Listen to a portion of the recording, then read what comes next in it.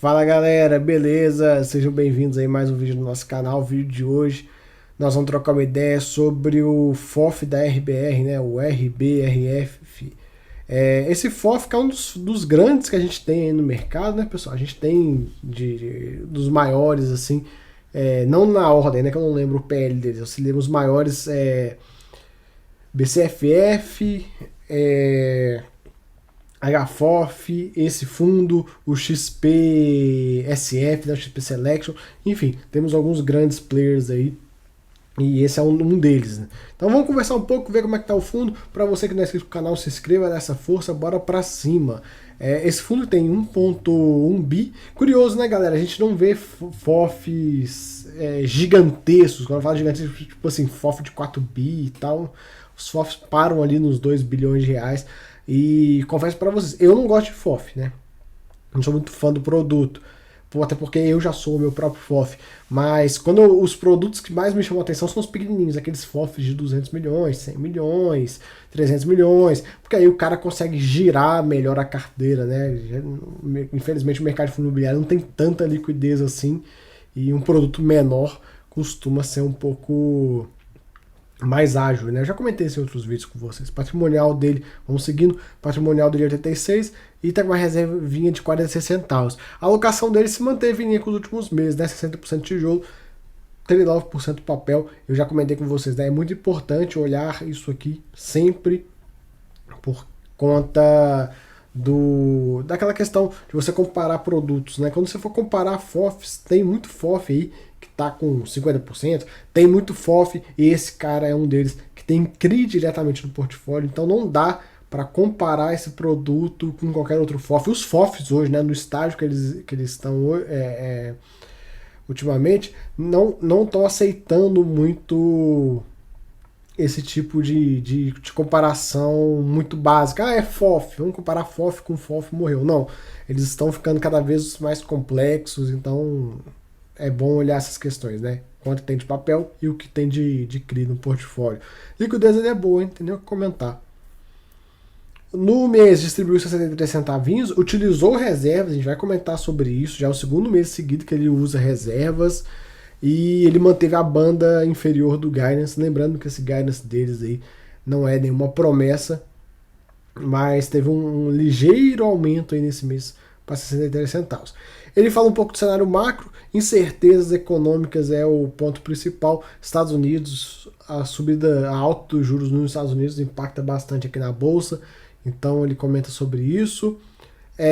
Comenta um pouco sobre a questão das eleições no Brasil, né, que existe grande incerteza política e econômica em relação aos ministros e tudo mais. Tem também a questão da PEC da transição, a PEC Argentina, a PEC Venezuela, chame como quiser, mas tem essas questões. E no dia que eu tô gravando, né, faltam 17 dias pro recesso parlamentar, então tá meio corrido isso aí, né, vamos ver. Vocês devem estar assistindo esse vídeo uns 3, 4 dias pra frente, então muita coisa pode ter acontecido aí. Ele comenta sobre o PCA, que a deflação que a gente viu nos últimos 3 meses acabou. Não veremos mais deflação tão cedo. E para os meses aí de outubro, já temos uma inflação de praticamente 0,60 e expectativa de novembro é de 0,45.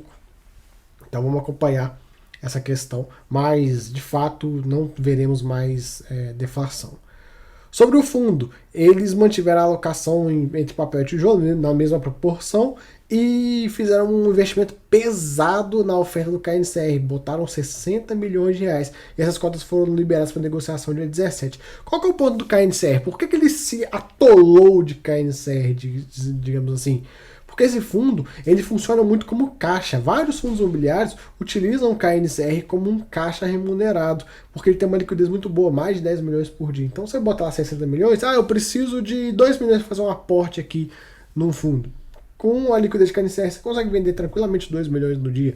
Então, tanto ele quanto o KNIP tem essa característica. Liquidez dos dois, galera, dá algo próximo de 15 milhões de reais, uma liquidez bem elevada. Você está falando de fundo imobiliário, cara, é uma porrada. HGPO, vamos lá. Atualizações. 6% da carteira do fundo está em HGPO e ele comenta sobre a proposta da AGE que foi rejeitada, uma diferença mísera. Resumindo, Já comentei, tem vídeo no canal sobre, fizeram uma artimanha para conseguir negar a Assembleia. Isso foi parar lá na CVM, a CVM vai decidir, e até então não tem nenhuma definição da CVM. Não vou entrar muito mais nesse assunto, porque tem muito o que ficar falando, estamos esperando a CVM. O único ponto que é legal de falar, que eu concordo muito com eles, que é a questão do potencial de valorização. Eu vejo essa proposta do HGPO muito abaixo do que daria para vender, né? Eu concordo muito com essa posição deles.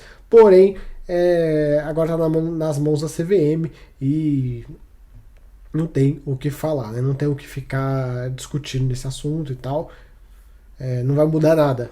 Depende só da CVM interpretar lá a regra. E para quem tá meio perdido, tá perguntando, pô, mas eu queria saber o que aconteceu. Tem vídeo no canal que eu gravei explicando essa questão do HGPO, então assiste lá que é mais fácil. Aqui um pouco das movimentações, não tiveram muitas movimentações no mês, né? Tirou um pouquinho de galpão, colocou em shopping, tirou um pouquinho de recebíveis, colocou em outros. Eu gostaria de ter visto, confesso, um aumento em recebíveis. Que é aquela coisa, a gente tinha os tijolos num preço bem elevado e os recebíveis lá no limbo. Então faria total sentido vender tijolo para comprar papel, e não fizeram. O único FOF que eu vi fazendo um movimento parecido com isso foi o da Devan. Né, mas no restante, a maioria dos FOFs ficaram olhando a situação acontecer e não fizeram porcaria nenhuma. Né?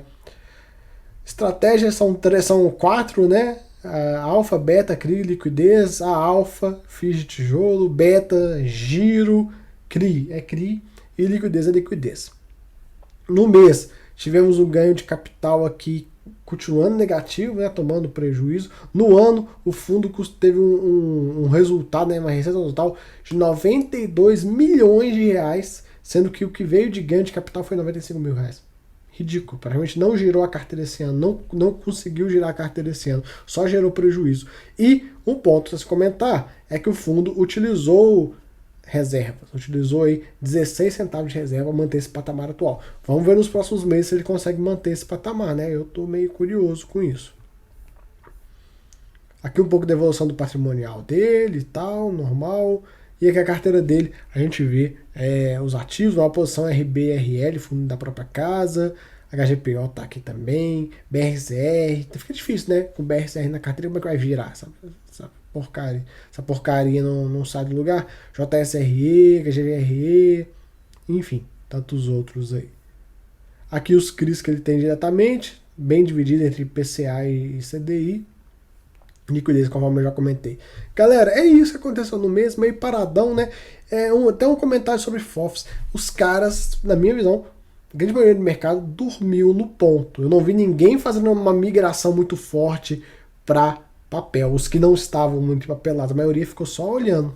O fundo de papel lá, você pega lá CVBI abaixo de 90, Knip 90 reais, os fundos da Valora super baratos, enfim, tantos fundos super baratos, e os caras ficaram braço cruzado, sentado em cima do portfólio com um monte de tijolo que tinha valorizado muito, né? Então, sei lá, na minha visão, poderiam ter feito uma gestão um pouquinho mais ativa. No mais, fica aí o vídeo, espero que tenham gostado, até a próxima, fui!